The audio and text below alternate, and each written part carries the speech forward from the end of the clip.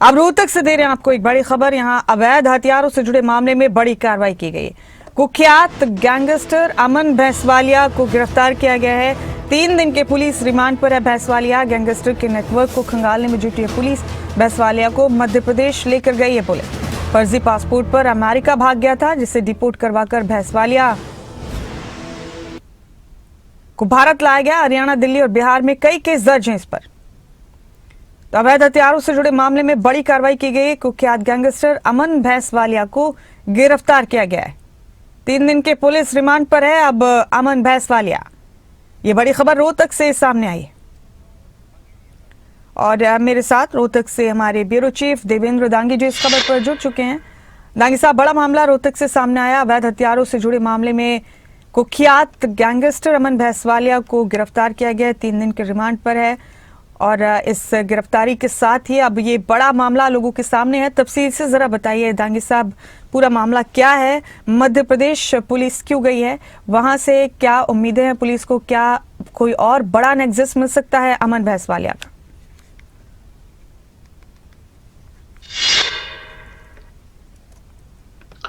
बिल्कुल मुमताज, देखिए बता दूं दरअसल इस मामले की मध्य प्रदेश क्यों गई है। मध्य प्रदेश दरअसल इसलिए गई है अमन भैंसवालिया को लेकर। सीआईए 1 की टीम गई है। एएसआई हैं विनोद दलाल, उनकी टीम गई है बाकायदा। और इसकी पूरी सुपरविजन जो है वो सीआईए 1 के इंस्पेक्टर हैं कुलदीप कादन, उनकी सुपरविजन में ये जांच पड़ताल पूरी चल रही है। दरअसल मामला ये पिछले साल से जुड़ा हुआ, जब यहाँ रोहतक के सुभाष रोड के एक व्यापारी हैं रचित, उनके ऊपर कातिलाना हमला हुआ था। बाकायदा फायरिंग की गई थी शूटर्स के द्वारा। जब उस मामले का पटाक्षेप हुआ, कुछ लोगों को अरेस्ट किया था रोहतक पुलिस ने, तब नाम आया था अमन भैंसवालिया का कि ये फिरौती की रकम को लेकर ये हमला करवाया गया है। और जब क्योंकि वो अभी हाथ नहीं लग पाया था, बिकॉज अमन भैंसवालिया फर्जी पासपोर्ट पर अमेरिका भाग गया था। और अमन भैंसवालिया के बारे में बता दूं, मैं नोटोरियस किस्म का क्रिमिनल है। उसके खिलाफ हरियाणा, दिल्ली से लेकर बिहार तक में करीब दर्जन भर मुकदमे संगीन धाराओं में दर्ज है मुमताज। उसमें हत्या का मुकदमा है, हत्या का प्रयास का, अवैध वसूली का है, इस तरह के जो है धमकी देने का है, इस तरह के संगीन मामले अलग अलग थानों में दर्ज हैं। ये फर्जी पासपोर्ट पर अमेरिका भाग गया था, इसलिए पुलिस के हत्थे नहीं चढ़ पाया था। हालांकि लंबे समय से पुलिस प्रयास करती रही और आखिरकार वो दिन भी आया, करीब महीने भर पहले जो है इसको डिपोर्ट करवाया गया अमेरिका से। वहां से एसटीएफ की मदद से इसको वापस डिपोर्ट करवाकर यहाँ इंडिया लाया गया और यहाँ इसको अरेस्ट किया गया था। अब अलग अलग जहां जहां इसके खिलाफ मुकदमे दर्ज हैं, जहां ये वांटेड था, वहां की पुलिस अब इसको पूछताछ के लिए रिमांड पर हासिल कर रही है।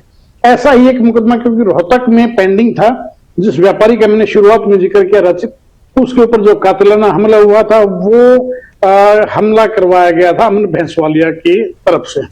इसके जो गुर्गे थे, जो शूटर्स थे, उनकी तरफ से गोलियां चलाई गई थी। उस मामले में जो वेपन यूज किए गए थे, जो हथियार यूज किए गए थे, उनका कनेक्शन दरअसल इस्टेब्लिश हुआ है मध्य प्रदेश के खरगोन इलाके से। जी कोई पप्पू सरदार नाम का कोई व्यक्ति बताया, जो सूत्रों के हवाले से जो जानकारी हमें मिल रही है कि पप्पू सरदार के माध्यम से ये वेपन्स पहुंचे थे अमन भैंसवालिया के गिरोह तक। और उस सप्लायर, जो आर्म सप्लायर था, उसी की तलाश में रोहतक सीआईए की एक टीम असिस्टेंट सब इंस्पेक्टर हैं विनोद दलाल, उनकी सुपरविजन में मध्य प्रदेश की खाक छानने के लिए पहुंची हुई है। बाकायदा कड़ी सुरक्षा के बीच अमन भैंसवालिया को भी लेकर पुलिस रोहतक से मध्य प्रदेश पहुंची हुई है। अभी देखने वाली बात यह होगी कि वहां पर क्या कुछ पुलिस को इंफॉर्मेशन मिल पाती है, क्या नहीं मिल पाती है, क्या जो चीजें जो डिस्क्लोजर आई है क्या वो बिल्कुल सही थी, या पुलिस को भ्रमित करने के लिए भी कई बार होता है कि दूर दराज के नाम बता दिए जाते हैं अपराधियों के द्वारा, ताकि पुलिस की जो रिमांड की जो अवधि होती है वो काफी वक्त उसमें जाया हो जाता है और पुलिस ज्यादा पूछताछ नहीं कर पाती है। इस तरह का भी कई बार देखने को मिला है। खैर, मध्य प्रदेश लेकर गई है। देखने वाली बात ये होगी कि अवैध हथियारों का जो कनेक्शन है वो स्टेब्लिश कितना रोहतक पुलिस की अपराध जांच शाखा 1 है वो कर पाती है, ये देखने वाली बात होगी। लेकिन बड़ी बात यह है कि अमन भैंसवालिया जैसा कुख्यात। तो देवेंद्र दांगी जी जुड़े हुए थे हमारे साथ, तमाम जानकारी दे रहे थे अमन भैंसवालिया के बारे में। अब अवैध हथियारों से जुड़े मामले में पुलिस ने ये बड़ी कार्रवाई की है। भैंसवालिया को पुलिस अब मध्य प्रदेश लेकर गई है। पहले उसे गिरफ्तार किया गया है, 3 दिन के रिमांड पर लिया गया है और अब पुलिस उसे लेकर मध्य प्रदेश पहुंची है। दांगी साहब, 20 से भी ज्यादा मुकदमे दर्ज हैं अमन भैंसवालिया पर, जैसे कि आपने बताया। जान सकते हैं ये मामले कहाँ कहाँ दर्ज हैं इस पर?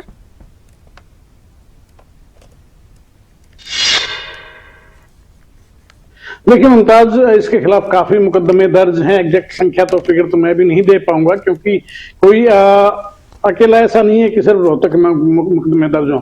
रोहतक के अलावा सोनीपत है, अलग अलग जिलों में हरियाणा के दर्ज हैं। इसके अलावा दिल्ली है। उसके अलावा बता दूं, बिहार में भी इसके खिलाफ मुकदमे दर्ज हैं।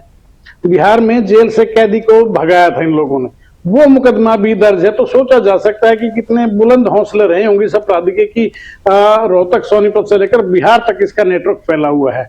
और कई मामले ऐसे हैं जिसमें अपने विरोधियों के ऊपर हमला किया गया है। इसका बता दूं, राइवल गैंग जो है वो है राहुल बाबा, उसके साथ पिछले कुछ समय से लंबी खींचतान चल रही है, जबरदस्त खींचतान चल रही है। एक दूसरे को धमकियां दी जा रही। पीछे एक ऑडियो भी काफी एक वायरल हुई थी सोशल मीडिया पे, जिसमें अमन भैंसवालिया को धमकी दी गई थी। राहुल बाबा की तरफ से कहा गया था कि बेशक अमेरिका जाकर छुप जाओ, मैं तुम्हें छोड़ूंगा नहीं। दूसरी तरफ से अमन भैंसवालिया की तरफ से उसे चेतावनी दी गई थी।